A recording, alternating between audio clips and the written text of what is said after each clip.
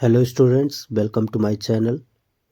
आज हम कक्षा 10 की इंग्लिश का पेपर सॉल्व करेंगे। सेक्शन ए पे आते हैं। Read the following passage and answer the questions given below. आपको पैसेज को पढ़ना है और आंसर देने हैं।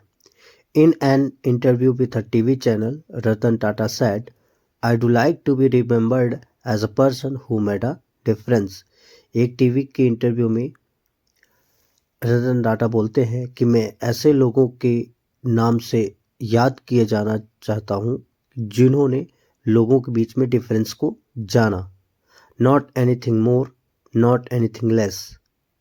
ये नहीं कि किसी के पास ज़्यादा है या कि किसी के पास कम है। A person who is able to make a change.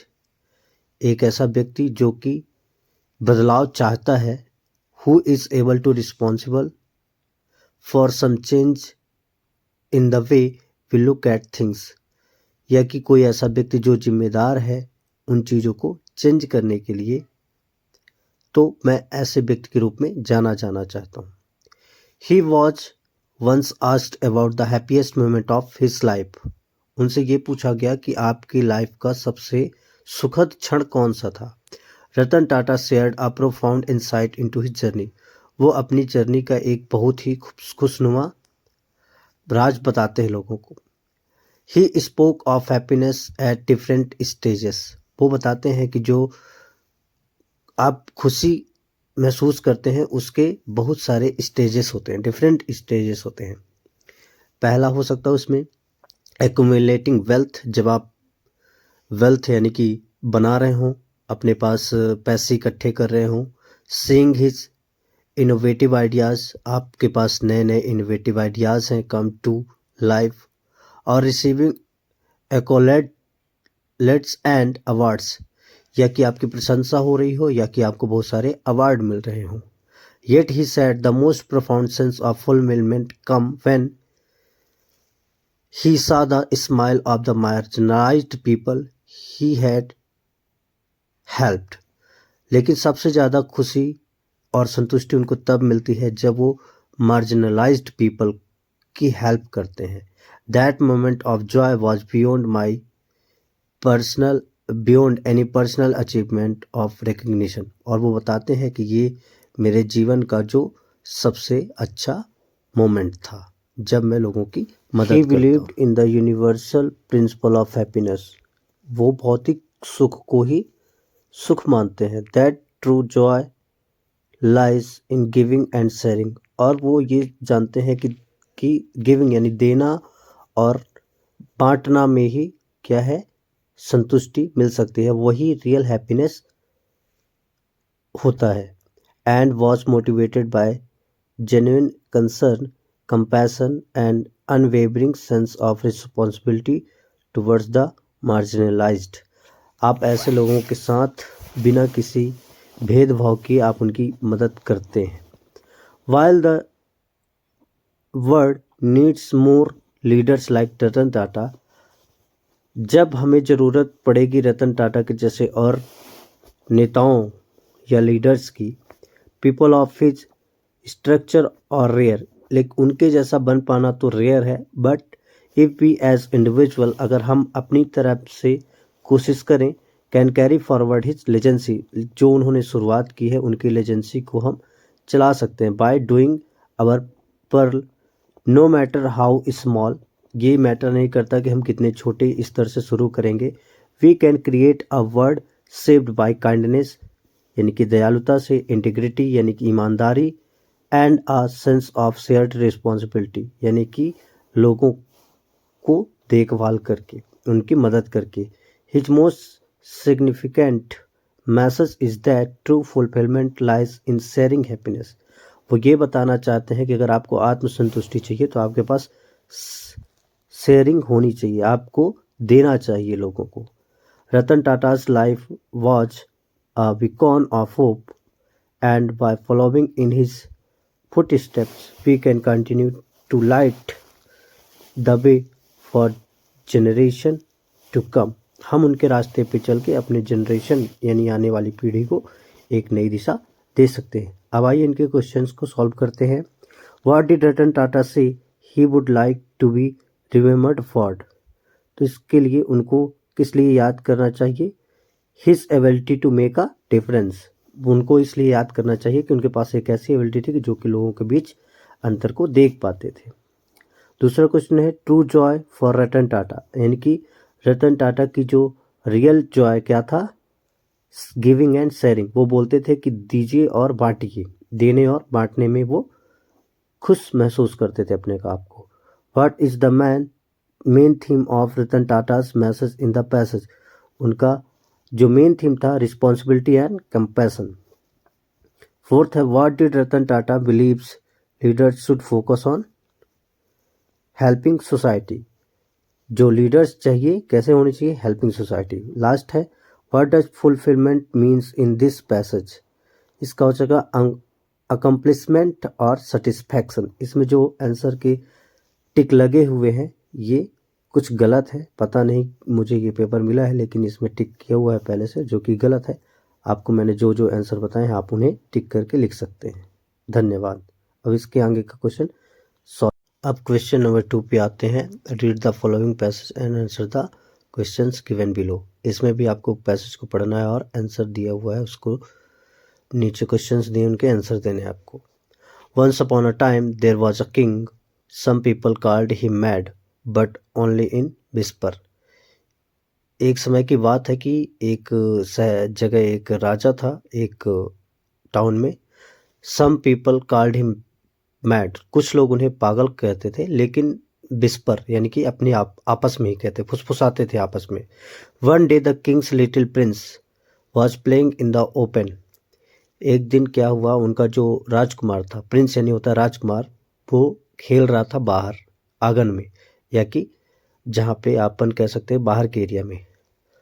A ट्रोन प्रिक्ड his foot, एक कांटा उनके पैर में चुभ जाता है, या कि कोई बजड़ी उनके पैर में चुभ जाती है। एंड ही बिगेन स्क्रीमिंग, और वो रोने लगते हैं। The king felt sorely distressed, राजा बहुत तेज से चिंतित हो जाता है। ही ऑर्डर्ड, और गुस्सा हो जाता है। He ordered that the entire garden where the boy played be cleaned up and carpeted with leather so the prince could play carefree। वो ऑर्डर देते हैं कि जहाँ भी राजकुमार खेलते हैं वहाँ पे आप कारपेट लगाएं, लेदर का, वो भी, जिसके कारण क्या है कि प्रिंस आराम से खेल सके। When he instructed his wise minister to implement the plan, जब वो अपने चतुर मंत्री को बोलते हैं कि आप ये करवाइए, he bowed and humbly submitted that the boy could have a chance to step beyond the playfield। वो अपना सिर झुकाते हुए बोलते हैं कि माय लॉर्ड, राजकुमार उसके बाहर भी जा सकते हैं, जो हम पर अपन प्ले फील्ड बनाएंगे, जहाँ तक हम लेदर बिछाएंगे उसके बाहर भी तो वो जा सकते हैं। And get print by thorn and craps, thorns and gravel. At this the king ordered that the entire kingdom be carpeted with leather seats। The royal contractor was excited by this plan and praised the king with flattering words। तभी राजा के इस order को सुनते हैं कि आप जो पूरा आपका इंटायर किंगडम है, यहाँ पूरी जगह आप लेदर सीट्स बिछवा दीजिए। तो वहाँ का जो कॉन्ट्रैक्टर था, रॉयल कॉन्ट्रैक्टर था, वो बहुत ज़्यादा खुश होता है और ताली बजाता है राजा के संबोधन में। The minister instructed the royal treasure to prepare a cost estimate. The treasure's team quickly got down to work. Minister बोलते हैं कि आप इसमें खर्चा बताइए कि कितना खर्चा आएगा, अपनी वित्तीय टीम से पूछते हैं, और उनकी टीम जल्दी ही उस चीज़ को फॉलो करती है कि हमें जल्दी इनका कॉस्ट करना चाहिए। The following day the minister presented the project cost estimate to the kings. The cost to cover the entire kingdom with leather seats was of course astronomical. It extended the king's treasury by a million times. The king was very disappointed as a last resort. जब उसको राजा को पता चलता है कि जितना उसके पास खजाना है तो उससे कहीं ज़्यादा पैसा चाहिए, मिलियंस टाइम, उससे कई गुना ज़्यादा पैसा चाहिए वहाँ पूरी जगह कारपेट बिछाने के लिए, लेदर के कारपेट बिछाने के लिए। इससे राजा बहुत ज़्यादा दुखी होता है। As a last resort he consulted his guru, last में फॉर एडवाइस, वो अपने गुरु को बुलाते हैं उनसे राय लेने के। The Guru said that the plan was well mentioned but impractical, not to mention financially forbidding. The king pressed for a solution. वो थोड़ा सा समय लेते हैं और बताते हैं ये आपका आइडिया जो था सही था, लेकिन फाइनेंशियली ये ठीक नहीं था। The guru said there was an alternate plan that would cost almost nothing in terms of money and time. And this plan B, वो बताते हैं कि एक दूसरा प्लान है हमारे पास जो कि आपकी कॉस्ट लगभग न कुछ भी नहीं रहेगी, टर्म ऑफ मनी, और उसमें समय भी नहीं लगेगा। इसको हम प्लान बी की तरह करते हैं। He asserted would be for more effective, और ये ज़्यादा ही प्रभावशाली होगा। The king was enthused, he requested the guru to spell out the details, वो गुरु से निवेदन करते हैं कि गुरुदेव बताइए कि हमें क्या करना चाहिए, हार्डली एंड डिटेल्स, जल्दी बताइए। योर हाइनेस सेड द गुरु बोलते हैं कि जैसा आपका आदेश महाराज।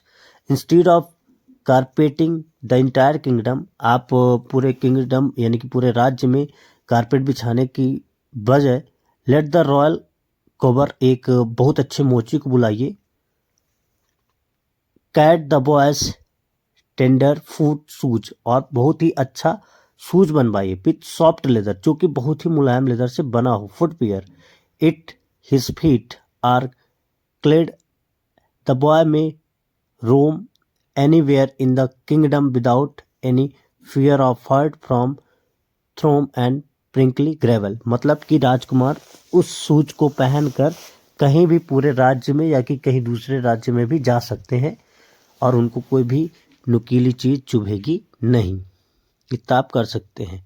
अब आइए इसके क्वेश्चन आंसर को देखते हैं। पहला क्वेश्चन है, why did the king order the garden to be cleaned and carpeted with leather so the prince could play without getting hurt, क्योंकि राजकुमार बिना किसी चोट के या कि नुकीले पत्थर से खेल सके। According to the Guru what was the simpler solution, उनका सोल्यूशन ये था कि covering the Prince feet with soft leather shoes, कि राजकुमार को वो सॉफ्ट लेदर शूज बनवा दें। Why did the Guru suggestion make the king happy,